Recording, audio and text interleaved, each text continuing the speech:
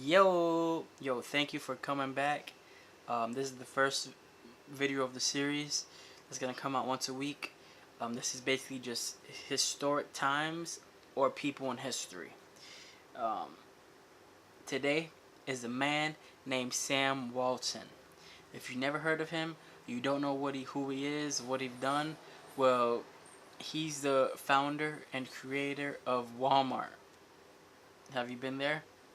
Have you bought some food there? Have you bought some clothes there? Did you buy a TV over there? Have you been to Walmart? He's the creator of it. At one point, he was the richest man in the world. Over 100 and something billion, I think? Something like that. One of the richest family in the world. Three of his kids or whatever is like the richest. You feel me? That they're in the billions. You see what I'm saying? Um, of course, what he did with it, the reason why he wasn't always number one was because, if I'm wrong, just let me know. But I've read his book and stuff like that, and I've heard some stuff about him. But what he did was he delegated his wealth. You know how like Steve Jobs, he owns all of his wealth. And whatever, he owned all his wealth, or Bill Gates owns all of his wealth, Warren Buffett owns all of it. What he did, he delegated his wealth to his family, to his core family. So his wife had some, he had some, his kids had some. So it wasn't like 150 billion to himself. It was like, you get a billion, you feel me? He split it around. And for whatever reason, it's probably smart. But I believe that's what he did. Alright, so we're looking at Sam Walton. I didn't even know what he looked. I didn't know that was a picture. I seen a picture of him, but he was older. Alright. So yeah, let's check him out. Sam Moore Walton, born March 29th, 1981, through April 5th, 1992. That I was born in 91, so he just died right when I was born. I was 1 year old. Yeah. Best known for the founding the retailer Walmart and Sam's Club. I know he had a realtor too. It was Sam's Club. Grew to the world's largest corporation by revenue, as well as the biggest private employer in the world. Wow. At one point in his life, he was the richest man in America. Yo, we could learn from this dude, to be honest. Yo, this dude was wild. He used to take his... Man, you gotta hear some stories about Buddy, dog. This dude was wild. Samuel Moore Walton was born to Thomas Gibson Walton Nancy. He lived there with his parents on his farm, and you know what? I kind of want to watch a video instead, dog. The biography of Sam. It's a 5 minute long video. Let's check this one out. We're just gonna find out a little bit about him, bro. Hey.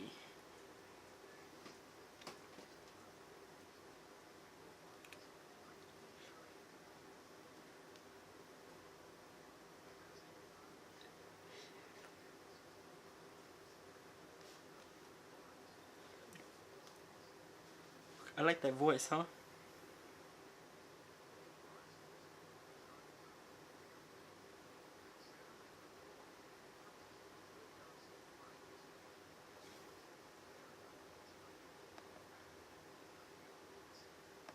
He bought that store. I believe he bought that store with his wife's father's money. He went, told him the business plan, and he invested it. The father invested it in his son-in-law, but he ended up paying him back. But I think that's how he got this first store. It was in the late 40s and early 50s that the people of Arkansas, like most Americans in those post-war years, were full of hope. And as the economy shifted from a military emphasis to one that was consumer-driven, the feeling was anything was possible. It was in this northwest Arkansas community of Bentonville that Sam and Helen Walton purchased Luther Harrison's variety store and demonstrated their confidence in the future and in the people of this area.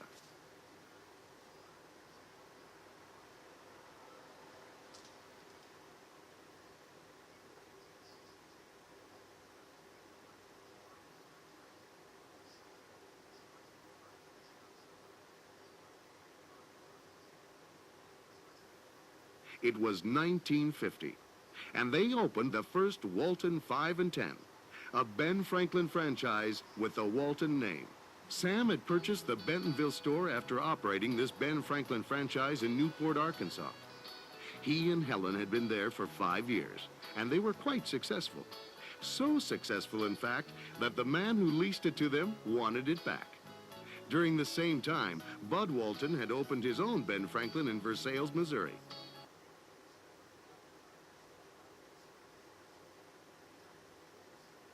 By 1959, Bud, Sam, and their families owned 9 franchise stores. In 1962, after becoming Ben Franklin's largest franchisee, Sam opened his first large discount store under the Walmart name in Rogers, Arkansas. It was less than 1/5 the size of today's average Walmart and had only 25 employees. Its volume and promising future led Sam to make a trip to the Ben Franklin offices in Chicago. He went there with an idea. Don Soderquist, then a data processing officer for Ben Franklin, recalls Sam's visit. His purpose was to share with him this idea that he had owned the most franchise. He was the most successful franchisee. And putting it in a small rural community. He said, I've already opened a store in Rogers, Arkansas that I would consider a discount store. And I'm convinced that there's a lot more business in those smaller communities than what most people believe. So I would like you to consider selling me merchandise for a discount store at a lower price so that we can together try this new venture of serving the rural communities with discount stores. Well, after a morning of discussion, they told him they just really didn't see a future, and besides that, they couldn't offer him merchandise at a lower price than what. 1964.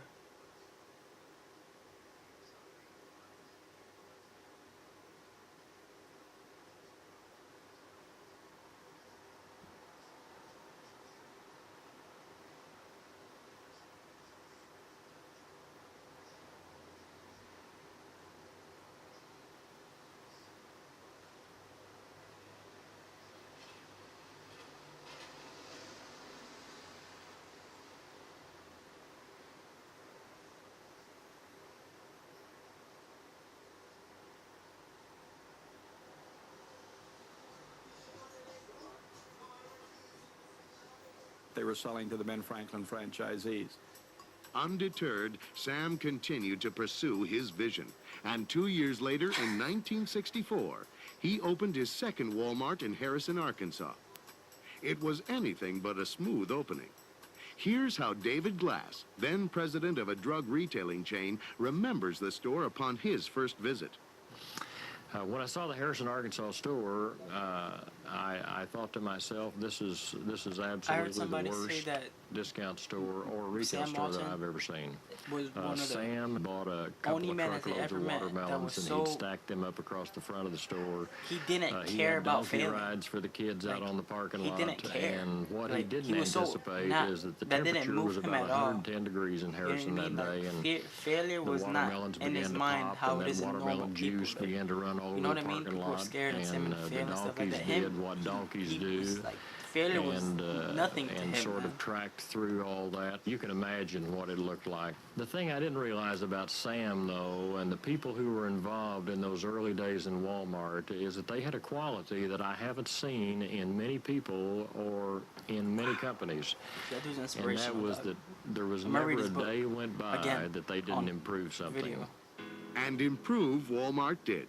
Within another 5 years,